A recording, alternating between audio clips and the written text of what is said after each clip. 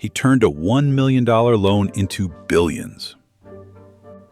Donald J. Trump, the man who made his last name synonymous with success. But where did his money really come from? Who helped him climb to the top? And how did he survive multiple bankruptcies to come back stronger than ever? Today we're unpacking the unfiltered story of Trump's rise. From his first real estate deals to building a global empire, you'll learn not just about his wins, but about the spectacular failures that would have ended most careers. This is how ambition, calculation, and sometimes pure audacity created one of America's most recognizable business brands. Donald John Trump was born June 14, 1946, in Queens, New York. His father, Fred Trump, was a successful developer who built middle-class housing in Brooklyn and Queens. By the time Donald was born, the family was already worth millions. But this wasn't old money. Fred Trump had built his fortune from the ground up. After graduating from New York Military Academy in 1964, Trump attended Fordham University before transferring to the Wharton School of Finance at the University of Pennsylvania, the Ivy League breeding ground for America's business elite. It was there he learned the financial strategies he'd later use to build his empire. In 1968, Trump joined the family business, called Elizabeth Trump & Son, named after his grandmother. His father gave him a $1 million startup loan, about $8 million in today's money. Many assumed this was a gift, but Fred Trump expected his son to prove himself.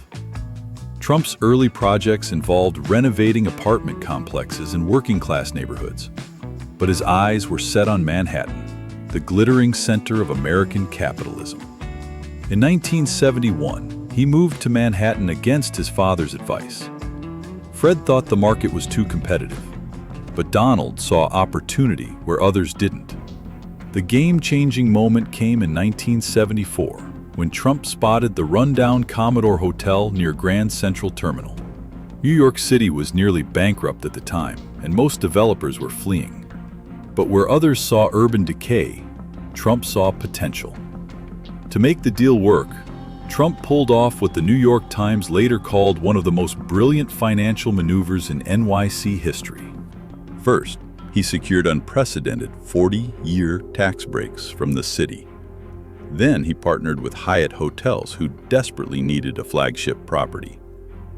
Finally, he got creative with financing when traditional banks said no. The result was the Grand Hyatt New York, which opened in 1980 as a gleaming 1,400-room luxury hotel. The project earned Trump $30 million in profit and, more importantly, put him on the map as a serious player. But his masterstroke came in 1983 with Trump Tower on Fifth Avenue. This 58-story gold and glass skyscraper became the ultimate symbol of 1980s excess. Trump personally oversaw every detail from the pink marble atrium to the brass fixtures. He wasn't just selling apartments, he was selling a lifestyle. Celebrities and moguls paid up to $5 million for condos before construction even finished. By the mid-1980s, Trump expanded into Atlantic City casinos, including Trump Plaza and the Taj Mahal. He bought the New Jersey Generals football team in the USFL. He even launched his own board game. His face appeared on the cover of Time magazine under the headline, "Trump, the Showman." America couldn't get enough of this brash new businessman. Then came the 1990s crash. Overexpansion left Trump $9 billion in debt. His casinos filed for bankruptcy. The media declared him finished. But Trump staged an incredible comeback. He renegotiated loans with 72 different banks. He sold his 282-foot yacht and his Trump Shuttle airline. Most importantly, he retained control of his most valuable asset, the Trump name itself. The recovery began when he shifted strategy to licensing his brand globally. Then, in 2004, NBC's The Apprentice reintroduced Trump to America as the ultimate business boss. His catchphrase, "You're fired," entered the national vocabulary.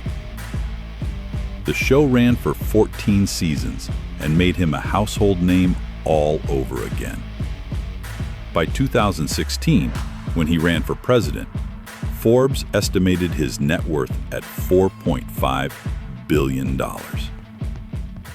Whether you love him or hate him, Trump built an empire that reflects American capitalism at its most ambitious and unapologetic. So what explains Trump's business success? First, he saw value where others only saw risk, like with the Commodore Hotel deal. Second, he understood the power of personal branding long before it became standard practice. He made the Trump name mean luxury. Third, he survived failures that would have destroyed most people. Those 1990s bankruptcies would have ended most careers. From that initial $1 million loan to building a billion-dollar empire, Trump's story is uniquely American. All about second acts, relentless self-promotion, and turning your name into gold. What do you think about Trump's business career? Was he a financial genius or just a master marketer? Let us know in the comments.